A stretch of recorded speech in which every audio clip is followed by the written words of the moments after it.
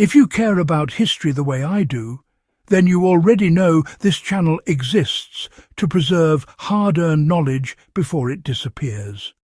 Before we go any further, subscribe to the channel and share this video with someone who believes history is a survival manual, not entertainment. What you're about to hear isn't recycled wartime trivia.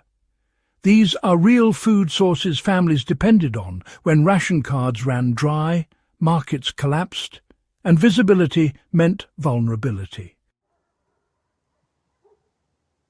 During World War II, survival wasn't about victory gardens alone. It was about concealment, improvisation, and using overlooked spaces to produce calories quietly. Families who lived through bombings, occupation, and scarcity didn't survive because they were lucky. They survived because they knew where to grow food without attracting attention.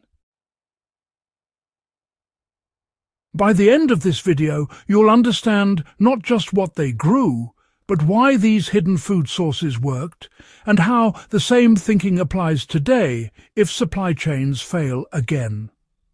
This isn't nostalgia. This is practical history. Root vegetables hidden beneath rubble and debris became silent calorie reserves. Potatoes, turnips and beets were often planted under collapsed sheds, bombed-out foundations, or beneath piles of brick and ash. In cities like London, Warsaw and Berlin, rubble acted as camouflage and insulation.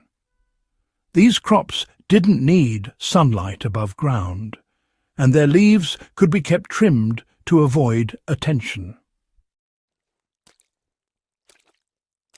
Families would scatter plantings across several small patches instead of one obvious garden, reducing the risk of total loss. Today, the lesson is simple and practical. Root crops can be grown in raised beds, disguised as landscaping, under decks, or even inside large containers filled with construction debris layered over soil. The World War II approach teaches decentralization, not aesthetics. Fruit trees trained into hedges quietly fed entire households.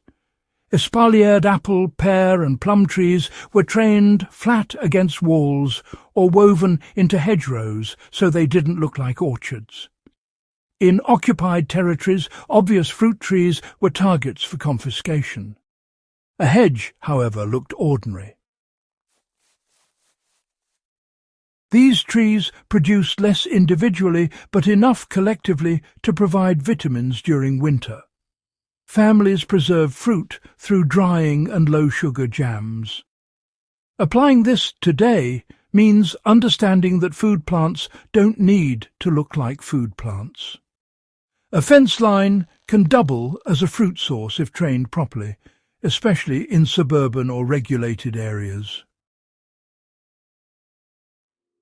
Edible weeds, cultivated right in the back alleys, actually took the place of rationed greens. Dandelion, sorrel, lamb's quarters and nettle. These were deliberately encouraged in alleys, drainage ditches and even along the rail lines. And these weren't just desperation foods, not at all. They were familiar, trusted things, knowledge passed down through generations. Nettles, for example, provided iron, while dandelions gave folks those bitter greens that help prevent nutritional deficiencies. Sorrel, well, it added a bit of acidity, especially when vinegar was hard to come by.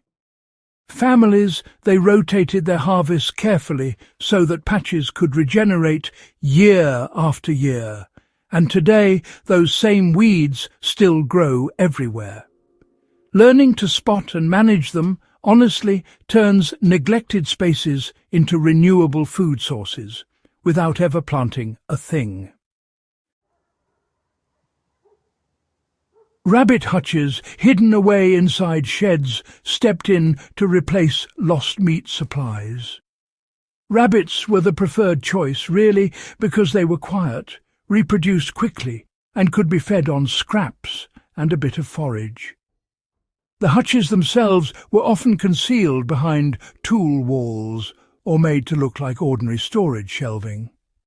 Unlike chickens, rabbits didn't advertise their presence, which made all the difference. Families, you know, would slaughter discreetly and preserve meat through stewing or pressure cooking whenever possible. These days, it's important to recognize that protein doesn't have to be large-scale to be effective. Even just one breeding pair can provide consistent nutrition if managed carefully and quietly. Mushrooms grown in cellars turned darkness into food production. Button mushrooms and oyster varieties were cultivated in basements, caves and bomb shelters using straw, manure and wooden crates. These spaces stayed cool and humid, just perfect for fungal growth, really. Mushroom farming required knowledge, but little space, and, well, harvests were pretty predictable.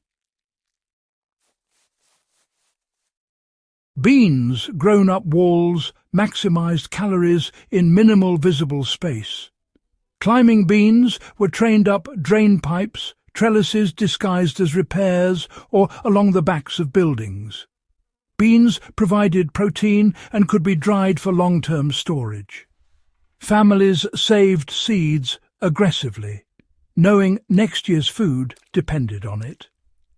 Applying this now means vertical growing isn't a trend. It's an old survival tactic.